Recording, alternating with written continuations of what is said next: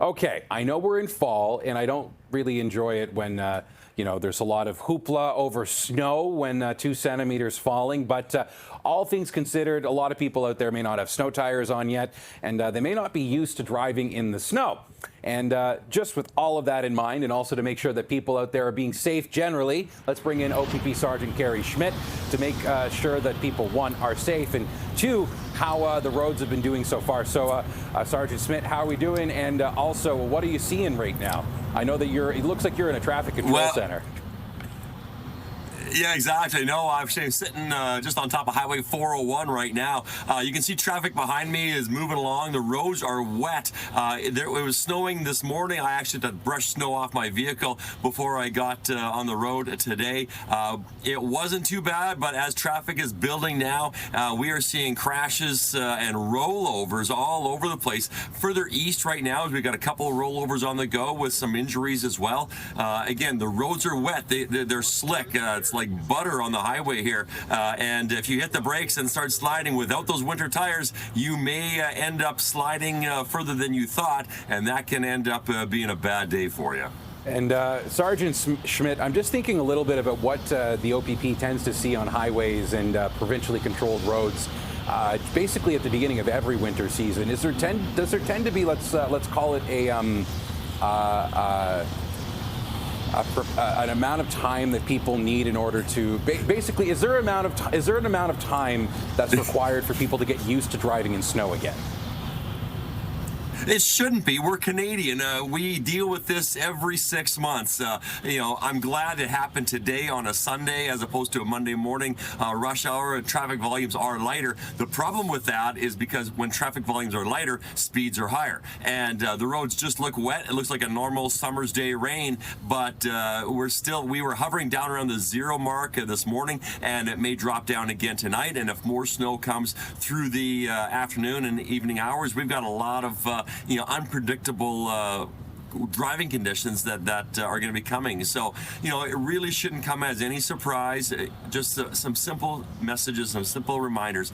Keep your hands on the wheel, keep your eyes on the road, and just keep understanding, keep your speed down, and understand it's going to take you a little longer to get to where you're going, potentially, as you may find more congestion or people being a little more cautious. And if you think that just because you have those winter tires that you can drive the way you've always been driving in the past because you've got that extra protection, which you do. It's a little extra traction, but I'll tell you, I still see plenty of vehicles with winter tires in the ditches or at the reporting centers after they've been involved in a collision. So it really comes down to the driver paying attention, hands on the wheel, eyes on the road, and your mind thinking about driving, and let's just not be in a hurry.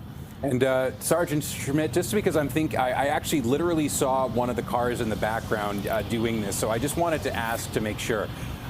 Because we need to make sure that everyone gets to where they need to go safely, and driving habits could play more of a factor in accidents today when you have accumulation of snow. On the highways, just to make sure, is it actually illegal to be going slow in the left lane, the passing lane? Well, do you know what? There's maximum speed limits. You are required by law that when you are being overtaken from behind and there's multiple lanes, you are required to turn out to the right when being overtaken. So, do you know what? That is one of my biggest pet peeves, and it's probably everyone's pet peeve back there. If you're in the left lane and there's no one in front of you and there's cars behind you, and even worse, there's cars passing you on the right, that means you are in the wrong lane. So move out of the way. We don't have minimum speed limits, but if you're impeding traffic and you're not turning out to the right and allowing cars to pass on the left, you're just causing all kinds of frustration, and which can lead to road rage. And you see the person road raging, weaving through all the lanes of traffic all the time, and you think that's the guy causing the problem. But it could actually be that person who is completely oblivious in the world, driving along in the left lane, maybe they're going the speed limit, but maybe there's traffic backed up behind them. So,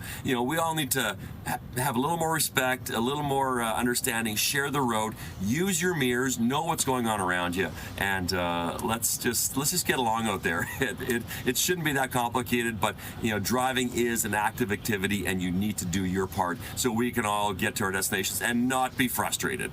Not be frustrated. Get there alive, safely, soundly, and all the other things. Thank you, Sergeant Schmidt. I really hope next time you have just a background with Yonge Street and someone double parking there. Then we can talk about that next time. But thanks very much. We appreciate you. And drive safe, Sergeant Schmidt. Thank you. You too. I will. I can't drive in the newsroom, but I'll do so later.